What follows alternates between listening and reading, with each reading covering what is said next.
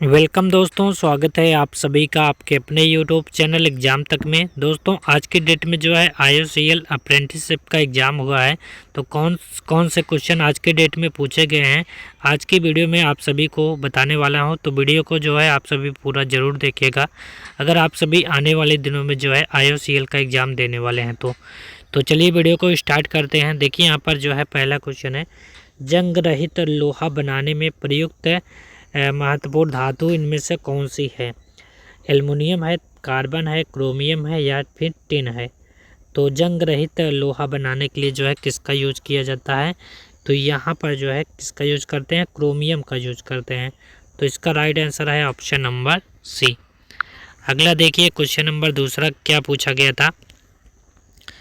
यहाँ पर पूछा गया था भारत की किस गंगा को वृद्ध गंगा कहा जाता है? यहाँ पर ऑप्शन थे कृष्णा नदी, गोदावरी, कावेरी या नर्मदा। तो इसका जो राइट आंसर था ये था गोदावरी नदी। इसे जो है दक्षिण गंगा भी कहते हैं। दक्षिण भारत की गंगा नदी किसे कहते हैं? गोदावरी नदी को कहते हैं, और वृद्ध गंगा भी इसी नदी को कहा जाता है। अगला क्वेश्चन देखिए यहाँ पर है तीसरा, हाइड्रोजन बम जो है किस सिद्धांत पर जो है आधारित होता है? हाइड्रोजन बम किस सिद्धांत पर आधारित है? तो यहाँ पर परमाणु विघटन, परमाणु संलयन, परमाणु विस्फोट या नाभिकीय संलयन। तो इसका जो राइट आंसर था ये था परमाणु संलयन पर हाइड्रोजन बम काम करता है। तो दूसरा ऑप्शन यहाँ पर करेक्ट आंसर हो जाएगा। अगला देखिए यहाँ पर है चौथा, इस्पात जो है निम्न किन धातुओं से मिलकर बनी होती है? कार्बन और टिन, लौह और कार्बन, कच्चा लोहा और निकल लोहा और मैग्नीज। तो इस्पात जो है किससे मिलकर बना होता है? कार्बन और लोहा से बना होता है। तो करेक्ट आंसर है ऑप्शन नंबर सेकंड। अगला क्वेश्चन देखिए यहाँ पर है पांचवा क्वेश्चन है, ब्रजेश, उमेश और सुरेश एक कार्य को 12 दिन, 15 दिन और 20 दिन में करते हैं, तो तीनों मिलकर कितने दिन में करेंगे? देखिए कैसे इसको सॉल्व करेंगे। एक कार्य 12 दिन में कर रहा है, एक 15 दिन में कर रहा है और एक 20 दिन में कर। तो तीनों का एलसीएम क्या हो जाएगा? टोटल कार्य हो जाएगा, कितना आ जाएगा? यहाँ पर 60 इसका एलसीएम आ जाएगा। तो इसकी एफिशिएंसी 3 हो जाएगी, इसकी हो जाएगी 4, इसकी हो जाएगी यहाँ पर 3 हो जाएगी। तो तीनों जो है कितना कार्य कर रहे हैं? 4 3 7 10। तो कितने दिन में होगा? ये 6 दिन में टोटल कार्य हो जाएगा। 60/6 करेंगे, टोटल कार्य जो है 60 है, 6 दिन में कर रहे हैं, तो 6 दिन में कंप्लीट हो जाएगा। अगला क्वेश्चन देखिए, क्वेश्चन नंबर छठा है, जर्मेनियम के एक परमाणु में जो है कितने प्रोटॉन होते हैं ये पूछा गया था। तो यहाँ पर टोटल कितना आंसर आता? 32 होते हैं, 32 प्रोटॉन होते हैं। तो चौथा ऑप्शन यहाँ पर करेक्ट आंसर हो जाएगा। अगला क्वेश्चन था सातवां, वह ट्रांसफार्मर कौन सा है जिनमें कोई लॉस नहीं होता है? किसमें किसी प्रकार का लॉस नहीं होता है? कौन सा ट्रांसफार्मर है? Single phase transformer, ideal transformer या जिसे आदर्श ट्रांसफार्मर कहते हैं, या फिर निम्न वोल्टेज ट्रांसफार्मर या पोटेंशियल ट्रांसफार्मर। तो कौन से ट्रांसफार्मर में कोई लॉस नहीं होता? ये होता है आइडियल ट्रांसफार्मर, जिसे आदर्श ट्रांसफार्मर कहते हैं। सेकंड ऑप्शन करेक्ट आंसर हो जाएगा। अगला देखिए सातवां हो गया। आठवां, निम्नलिखित में से कौन सा एक शुष्क सेल है? इनमें से कौन सा शुष्क सेल है? देखिए zinc chloride cell, zinc carbon cell, silver oxide cell या लिथियम सेल। तो इसका करेक्ट आंसर जो था ये था जिंक कार्बन सेल जो है ये एक शुष्क सेल होता है। तो सेकंड ऑप्शन राइट आंसर इसका था। अगला देखिए नौवां क्या पूछा गया था, आवेश जो है Q किसके बराबर होता है? यहाँ पर ऑप्शन 4 ऑप्शन दिए गए थे। तो यहाँ पर जो है आवेश बराबर धारिता गुणे वोल्टेज होता है। तो यहाँ पर तीसरा ऑप्शन इसका राइट आंसर था। जिसने तीसरा मारा था यहाँ पर करेक्ट आंसर था।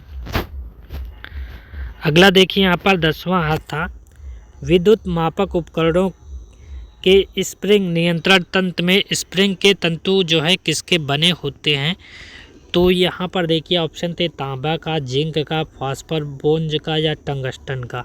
तो ये किसके बने होते हैं? ये जो है फास्फर बोन्ज के बने होते हैं। सी ऑप्शन इसका भी राइट आंसर था, तीसरा ऑप्शन।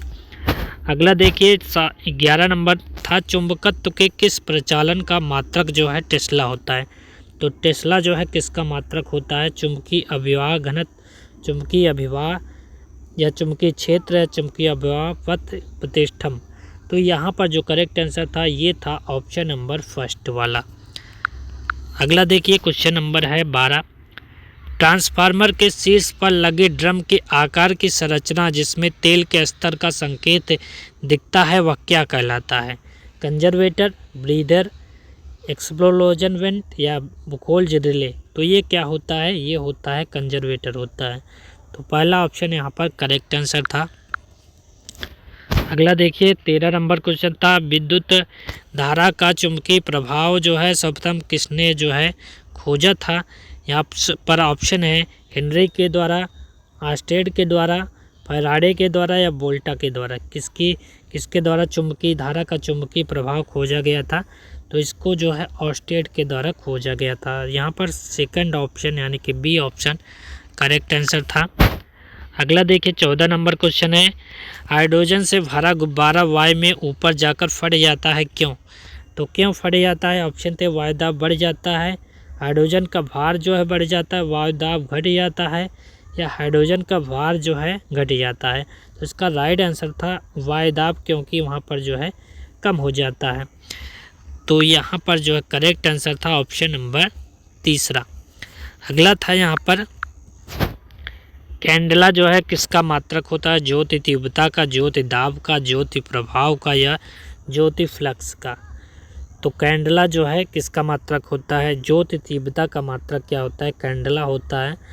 तो यहाँ पर करेक्ट आंसर हो जाएगा option number A. Jyoti flux का मात्रक जो है क्या होता है, आप सभी कमेंट में करके बताइएगा।